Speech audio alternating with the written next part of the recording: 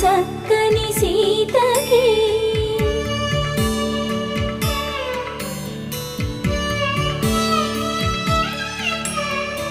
ఎర్ర జాబిలి చేయి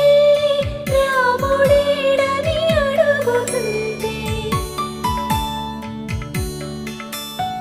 చూడలేదని పెదవి చెప్పే చెప్పలేమని కనులు చెప్పే నల్ల పూసైన